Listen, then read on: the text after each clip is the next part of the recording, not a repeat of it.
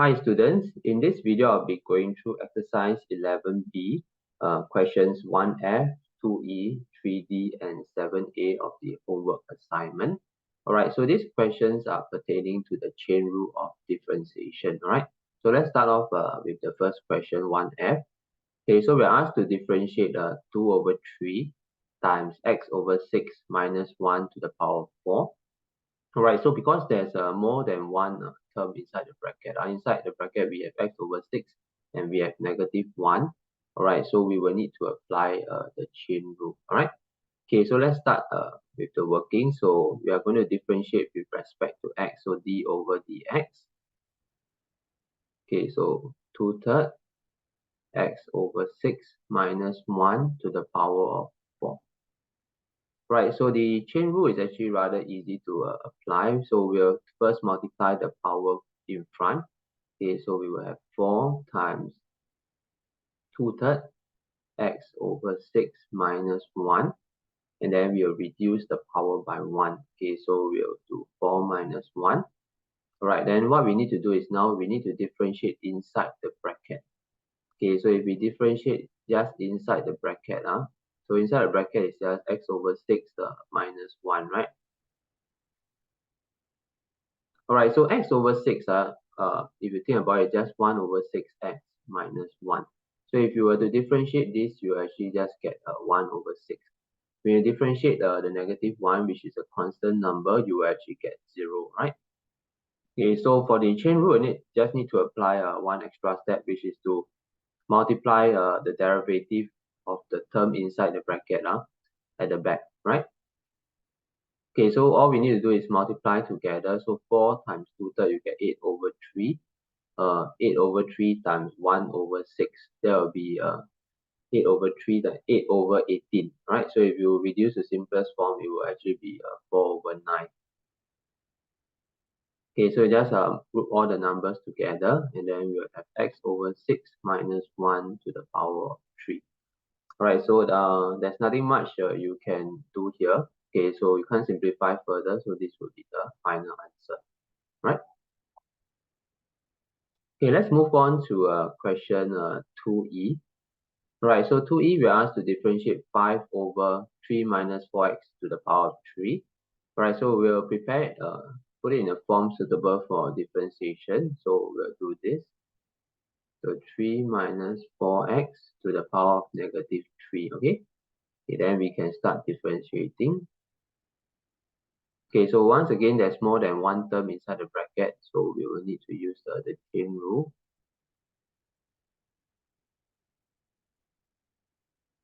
Right, so same thing, bring the power in front. Okay, multiply the power in front.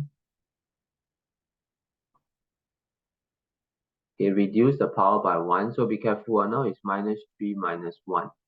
Right? Then we'll differentiate inside the bracket. So we differentiate 3 minus 4x. Differentiating 3 is 0. Differentiating minus 4x will give us a negative 4. Right? Okay, so minus 3 times 5, negative 15 times 4, you will get 60. So you get 60. 3 minus 4x to the power of negative 4. Right, we always want to leave our power in positive index, so we'll bring it down. So we'll write it as this, right? Okay, so there's nothing much we can do from here, so this would be the final answer. Right, let's look at the third question. So the third question, we want to differentiate the cube root of 2x squared plus 5. Okay, so let's put it in a form suitable for differentiation. We'll write 2x squared plus 5 to the power of cube root. Be careful, it's not cube, it's power 1/3 now, right? Right, so let's differentiate this. So d over dx, 2x squared plus 5 to the power of 1/3. Okay, so power go in front, so 1/3, and 2x squared plus 5. Okay, reduce the power by 1. Okay, then differentiating inside the bracket. So now if you differentiate 2x squared plus 5, you'll get 4x, right?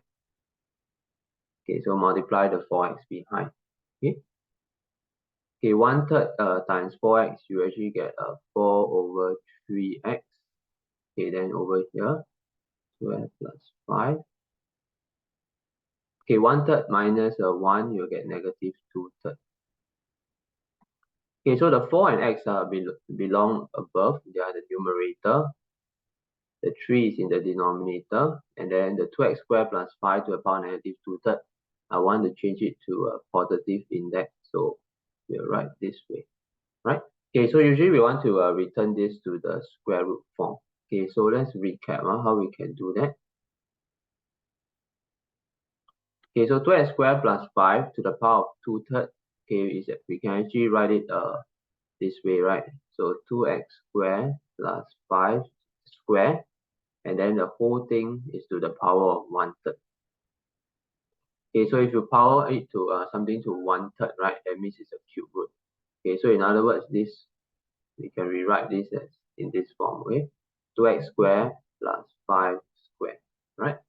Okay, so the final answer will be 4x over, okay, this is a 3, okay, so, okay, for the cube root, write the 3 smaller, okay, so differentiate from the normal 3. So 2x squared plus 5 squared. Alright, so this will be the answer for this question.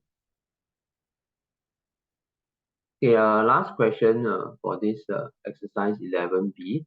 Okay, we are asked to differentiate x squared plus 3 over x to the power of 5. Okay, so let's put it in a form suitable for differentiation. So we'll write x squared plus 3x to the power of negative 1 to the power of 5. Right, let's apply the chain rule to this. Okay, so d over dx, x squared plus 3x to the power of negative 1 to the power of 5. Okay, so the power goes in front. Okay, power reduced by 1, so 5 minus 1. Okay, now we'll differentiate inside a bracket and see what we get. Differentiating x squared will give you 2x. Differentiating 3 times x to the power of negative 1. Negative 1 go in front, so negative 3x to the power of negative 2. Alright, so let's simplify a bit. So this will return it to this form and then power to 4. Okay, this one will be 2x minus 3 over x squared. Alright, so actually there's nothing much you can do to simplify this really, okay? Everything is in positive index, okay, and you're definitely not going to expand the x squared plus 3 over x power 4, right? So there's nothing to be simplified further. So this will be the final answer. Alright, so these 4 questions are for you to practice applying the chain rule. Okay, but definitely doing these 4 questions is not enough. So you can go and try the other questions which were not given to you as homework. Okay, then check your answer in the answer key.